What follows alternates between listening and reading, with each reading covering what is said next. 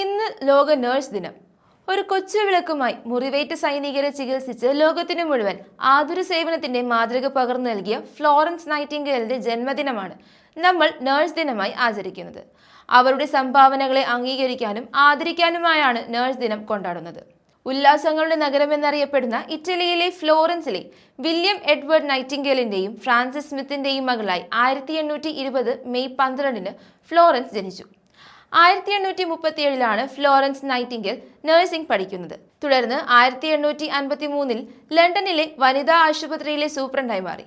1954 ബ്രിട്ടനും ഫ്രാൻസും ചേർന്ന് റഷ്യക്കെതിരായ ക്രിമിയൻ യുദ്ധമുണ്ടായപ്പോൾ ബ്രിട്ടീഷ് സർക്കാരിന്റെ നിർദ്ദേശപ്രകാരം മുറിവേറ്റ പടയാളികളെ ശുശ്രൂഷിക്കാൻ നൈറ്റിംഗേൽ യുദ്ധമുഖത്തെത്തി.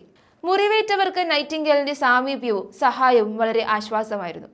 രാത്രി സമയങ്ങളിൽ രോഗികളെ സന്ദർശിക്കാൻ കത്തിച്ച വിളക്കുമായി എത്തിയിരുന്ന നൈറ്റിംഗേലിനെ രോഗികൾ വിളിക്കുന്നത് വിളക്കേന്തിയ വനിത എന്നാണ്.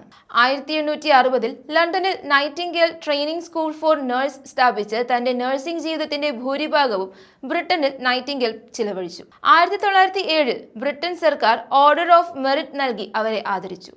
ഈ ബഹുമതി നേടുന്ന ആദ്യ വനിതയായിരുന്നു ഫ്ലോറൻസ് നൈറ്റിംഗേൽ. 1910 ഓഗസ്റ്റ് 13 നൈറ്റിംഗേൽ ലണ്ടനിൽ അന്തരിച്ചു. നിരവധി ആളുകളാണ് നൈറ്റിംഗേലിനെ പിന്തുടർന്ന് നഴ്സുമാരായി സേവനമനുഷ്ഠിക്കുന്നത്.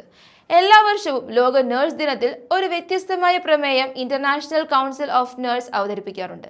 ഇത്തവണ നമ്മുടെ നഴ്സുമാർ നമ്മുടെ ഭാവി, നഴ്സുമാരെ പരിപാലിക്കുന്നത് സമ്പദ് വ്യവസ്ഥയെ ശക്തിപ്പെടുത്തുന്നു എന്നതാണ് പ്രസ്താവന.